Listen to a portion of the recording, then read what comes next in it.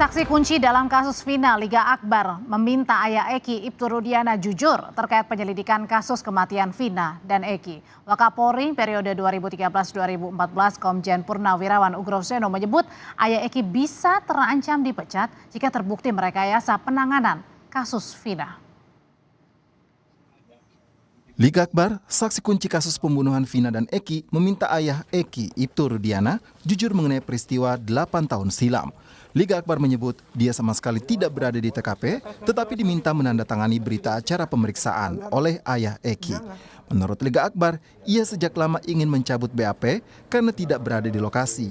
Namun, dia merasa ditekan untuk mengakui terlibat kejar-kejaran bersama geng motor yang menganiaya Vina dan Eki. Memang saya kan nggak ngerti hukum awalnya. Kalau tahu dari dulu BAP bisa dicabut, saya dari dulu mau cabut itu. Dan sekarang ketika ramai, akhirnya Liga mau mencabut itu. Saya mau mencabut itu, Pak. Karena emang saya mau membuka yang sebenarnya, Pak. Sebenarnya emang saya nggak ada di situ, ingin keterbukaannya saja, Pak. Kejujurannya. Kasihan sama almarhum Eki dan Vina. Itu saja. Dan juga kasihan bagi keluarganya. Liga Akbar merupakan saksi kunci dalam kasus pembunuhan Vina dan Eki 2016 lalu. Dalam putusan Pengadilan Negeri Cirebon, Liga Akbar mengakui ikut dikejar geng motor bersama korban dan mengenal salah satu pelaku bernama Ucil. Kini Liga Akbar mencabut pengakuan dan menyebut tidak mengetahui kejadian pembunuhan karena tidak bersama kedua korban. Liga Akbar juga mengeklaim diminta jadi saksi oleh ayah Eki. Dugaan kesalahan prosedur dalam penanganan kasus kematian Vina dan Eki kini ditangani oleh Propam Polri. Polda Jawa Barat menyebut telah memeriksa secara internal ayah Eki yang merupakan anggota Polri Ibtu Rudiana. Ibtu Rudiana diperiksa karena diduga ikut terlibat dalam proses penyidikan kasus kematian anaknya 8 tahun silam. Ayah Eki, ya tentu sebagai pelapor yang melaporkan terkait dengan kejadian ini sudah diperiksa. Ya, baik oleh penyidik dari Polda Jawa Barat tentu untuk kepentingan pemeriksaan untuk penyidikan yang sekarang sedang dilakukan. Wakapolri periode 2013-2014 Komjen Purnawirawan Ugroseno menyebut ayah almarhum Eki Ibtu Rudiana bisa diberikan sanksi pemberhentian tidak dengan hormat. Ugroseno menyebut sanksi itu bisa diberikan jika Ibtu Rudiana terbukti memengaruhi keterangan saksi dan terpidana dalam pengungkapan kasus pembunuhan Vina dan Eki. Diajak ke penyidik atau penyidik membantu dengan tujuan hanya menentukan apakah helm, jaket, dan sepeda motor milik Eki almarhum. Padahal untuk menunjukkan itu kan sebetulnya cukup bapaknya saja bisa, karena mengajak Eki, ngajak si Liga Akbar. Ini aneh satu nih, ya kan? Jadi kemudian dia membawa Liga Akbar ke penyidik. Ada nggak surat panggilan, surat perintah membawa, menghadapkan pada penyidik? Ini kan harus ada, walaupun beliau seorang perwira juga, tapi bukan terlibat dalam tim penyidikan tersebut. Arahnya PTD karena sudah memalukan Korps Bayangkara, kepolisian. Tersangka kasus kematian Vina dan Eki, Peggy Setiawan, telah mengajukan pra-peradilan karena mengeklaim korban salah orang dari polisi. Sidang pra-peradilan Peggy akan digelar oleh Pengadilan Negeri Bandung 24 Juni mendatang. Tim Liputan, Kompas TV. Lalu bagaimana pengusutan peran ayah Eki Ibtu Rudiana oleh Propam bisa mengungkap adanya rekayasa pengusutan kasus kematian Vina dan Eki? Bagaimana juga respons dari keluarga Vina? Kami bahas malam hari ini bersama Wakapolri periode 2013-2014 Komjen Purnawirawan Ugroseno dan juga penasihat hukum keluarga Vina Putri Maya. Selamat malam Mbak Putri. Pak Ugroseno, selamat malam. Selamat malam. Selamat malam semuanya, Pak Agro. Ya, malam Mbak. Ya, selamat malam. Bapak Ugroseno, saya mau ke Anda terlebih dahulu. Jadi Pak Ugroseno sebenarnya berkaitan dengan Ibtu Rudiana yang menjadi ayah Eki terlibat sejak awal dari kasus penyelidikan ini terjadi begitu untuk pembunuhan Vina dan juga Eki. Jadi memang dari awal ini penuh dengan ketidakhati-hatian dan terburu-buru dengan masuknya Ibtu Rudiana dalam penyelidikan pembunuhan Vina Eki. Ya, saya coba koordinasi dengan pengacara Peggy ya. Jadi putusan pengadilan itu saya lihat daftar barang bukti yang diajukan dalam berkas perkara itu sangat minim kalau dikaitkan dengan kasusnya pembunuhan atau penganiayaan dengan memberatkan dan dugaan pemerkosaan. Banyak kejanggalan yang saya baca di sini, apakah penyidiknya di situ kompetensi kurang, Tapi sebetulnya sebagai mantan penyidik, mantan pernah tugas di polisi, saya membaca berita acara dan berkas perkara tadi sedih juga kalau kondisi kompetensi masih seperti itu. Jadinya dengan melihat tadi kurangnya bukti-bukti, jadi main salah tangkap atau kemudian buru-buru akhirnya menangkap siapapun yang akhirnya mungkin saja bisa salah tangkap. Ya, yang bekerja saya lihat dalam berita acara itu adalah Ibtu Rudi. Ibtu Rudi ini tidak melalui suatu prosedur bagaimana mencari saksi, mencari tersangka. Alat bukti belum dibuka secara utuh dan belum dianalisa, dibuat gelar perkara. Tapi kurang lebih berapa hari setelah kejadian itu, kurang lebih 2 hari, langsung mencari informasi dari beberapa orang yang dicurigai, langsung membawa beberapa tersangka. Ini kan sangat luar biasa anehnya. Jadi menurut saya masyarakat tidak perlu berspekulasi di belakang ini motifnya apa. Lebih bagus ini dibuka secara tuntas, kembali pada alat bukti. Ya, menurut saya Ini kecurigaannya Pak Ugrosono ini termasuk dengan terpidana yang sudah divonis nih. semuanya saya lihat sangat aneh. Alat bukti nggak ada. Celana dalamnya si korban Vina juga tidak ada. Baju kaos yang disita dari mungkin yang diduga membawa korban dari lokasi pertama ke TKP yang terakhir itu naik sepeda motor. Baju pelaku yang diduga pelaku juga tidak ada. Sepeda motor Eki itu pun kalau dijadikan cerita seperti berkas perkara itu harus ditemukan darah di situ, tapi tidak diperiksa secara detail. Ini yang sangat aneh bagi saya. Oh, sebelum saya ke Pak Putri, saya masih ke Pak Ugro dulu. Kalau gitu pertanyaannya ketika misalnya sejak awal sudah ada yang aneh, kenapa akhirnya sudah bisa ke ditetapkan P21, akhirnya kemudian sampai di pengadilan dan divonis kalau gitu? Ya, banyak hal seperti ini kalau kita sangat sayangkan, harusnya pihak penuntut umum melihat kembali kepada alat bukti. Kan harusnya ada petunjuk-petunjuk apa yang dilengkapi. Kalau hakim kan hanya membaca berkas perkara dan saksi-saksi di sidang, ya itu saja. Ini kelemahan yang sangat fatal adalah di bidang penyidikan. Kalau saya lihat berkas perkara ya, ini sangat fatal. Jadi motif-motif yang berkaitan dengan ada si A, si B, narkoba dan sebagainya itu kesampingkan dulu. Ini harus dibuka secara murni bagaimana pidananya secara utuh, itu aja. Bisa dibilang dari awal begitu. Nah, kalau gitu melihatnya Mbak Putri sendiri, ini gimana respon dari keluarga? Ini malah semakin ruwet nih. Ibaratnya benang semakin ruwet, bukannya semakin kelihatan nih benang merahnya. Iya, nah jadi begini Mbak, respon keluarga terhadap adanya saksi-saksi baru, kemudian bukti-bukti baru tentunya membuat mereka kaget dan jujur mereka tuh orang awam yang tidak mengerti apapun begitu Mbak. Karena memang mereka menyerahkan seluruhnya kepada kepolisian saat itu dan mereka tentunya percaya kepada bapaknya Eki karena kan merupakan salah satu orang tua korban begitu. Nah untuk perihal barang bukti dan lain sebagainya memang mereka benar-benar tidak mengetahui.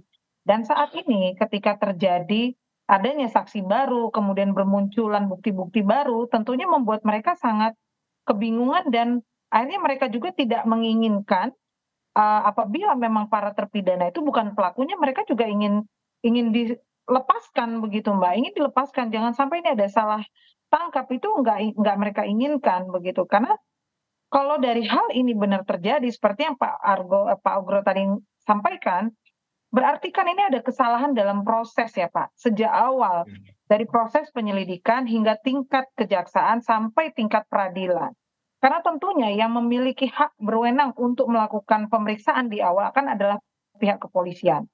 Ya, dan ini juga yang kami selesaikan, kalaupun ini ada kesalahan dari beberapa lembaga, tentunya tidak bisa kita protes hanya dalam pihak kepolisian saja Pak. Ini harus menjadi bentuk tanggung jawab pihak kejaksaan dan pihak pengadilan.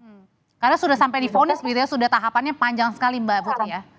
Iya, karena ini berkas tidak akan mungkin bisa di P21 kalau tidak diperiksa oleh kejaksaan. Ya. Tidak bisa akan tingkat ke pengadilan persidangan kalau memang tidak ada persetujuan dari kejaksaan menyatakan berkas ini lengkap P21. Oke. Begitu. Oke, Nah, kita jadi mundur.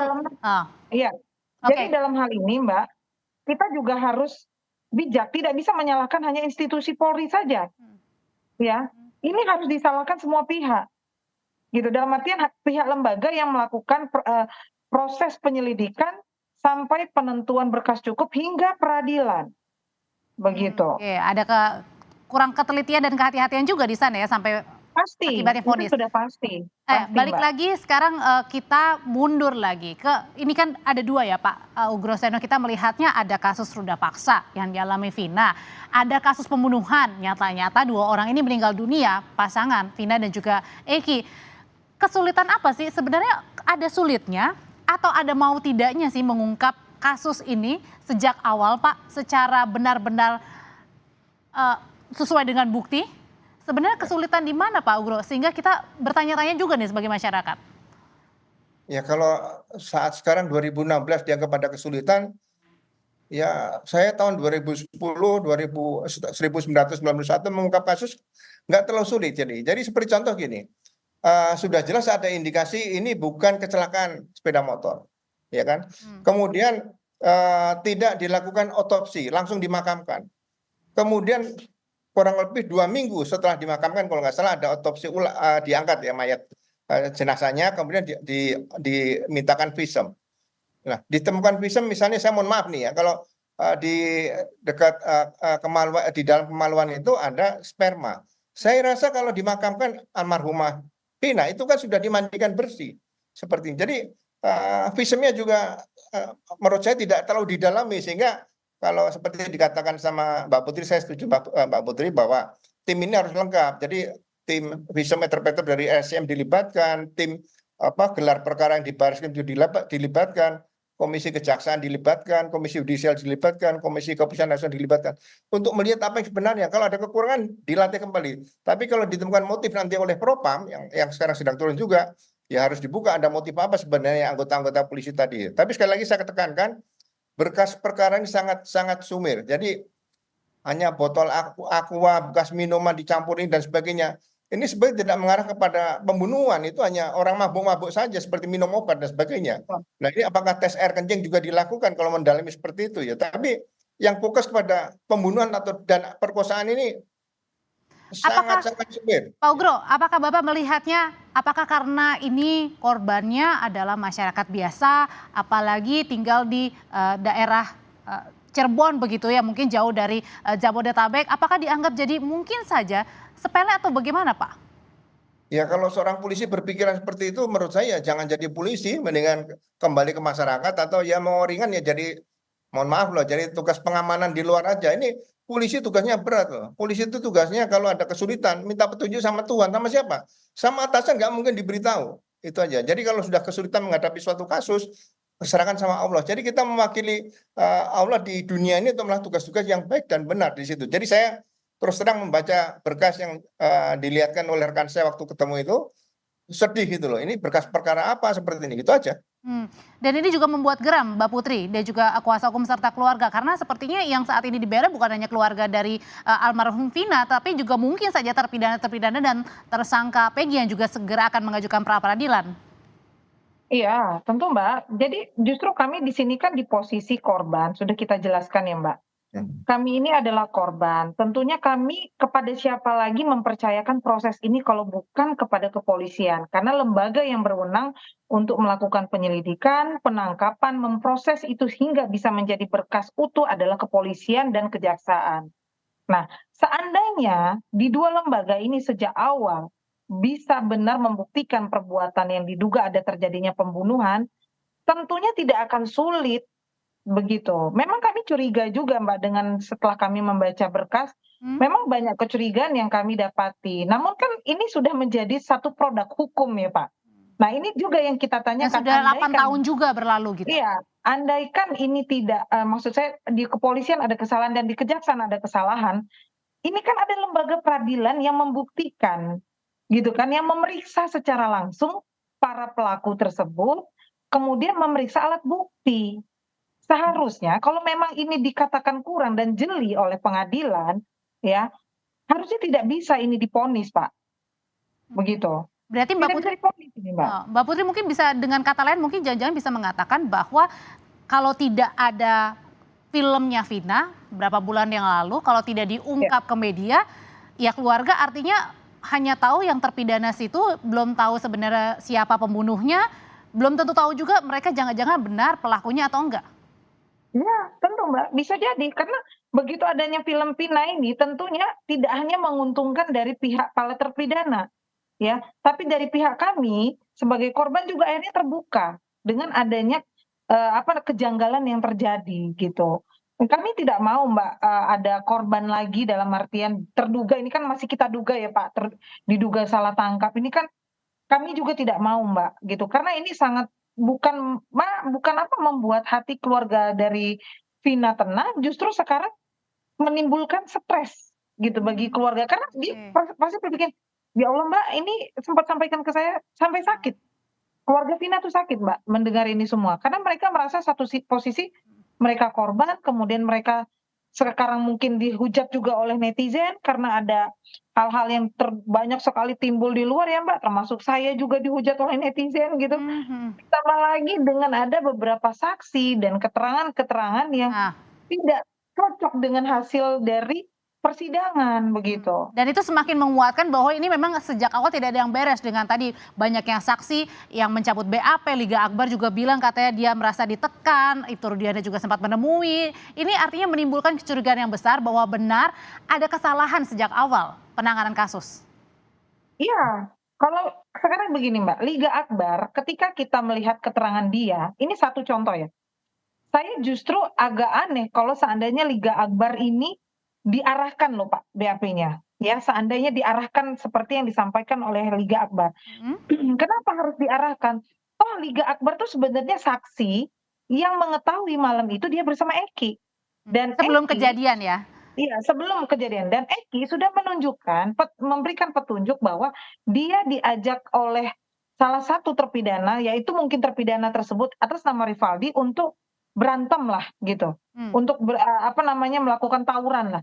Nah berarti kalau seandainya Liga Akbar ini menyampaikan perihal sesungguhnya juga kepada bapaknya Eki, ada kemungkinan ya ini nggak tahu nih apakah sudah disampaikan atau belum oleh Liga Akbar ke bapaknya Eki terhadap petunjuk dari si Eki yang menyampaikan menunjukkan nih ada BBM menyatakan si Eki diajakin ribut oleh si Rivaldi.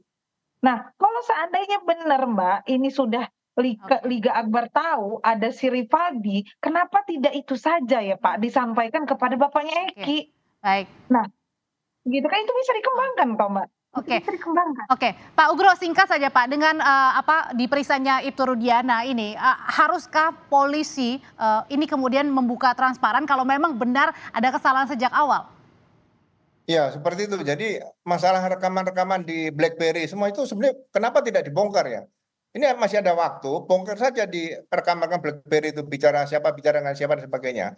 Kemudian saya tambahkan, jadi berita acara yang saya baca dengan milik Pak pengacara Peggy, Vina katanya setelah diperkosa dibunuh di satu tempat di situ, diberikan pakaiannya kembali, kemudian dibawa naikkan sepeda motor ditaruh di jalan layang. Padahal ditemukan di jalan layang dalam keadaan celana turun ke bawah. Ini maksudnya motifnya apa? Ini kan kalau disebut kecelakaan, mana ada kecelakaan celananya turun ke bawah. Di sini polisi, naluri kepolisian, naluri Bayangkara, naluri penyidik harusnya bisa melihat bahwa ini pembunuhan gitu aja. Ini yang salah dari awal itu menurut saya. Ada dugaan kesalahan sejak awal penyelidikan. Terima kasih Pak Ugroseno. Terima kasih Mbak Putri, sehat selalu Bapak dan juga Ibu. Terima kasih Pak. Terima kasih Mbak Putri. Terima kasih. Usai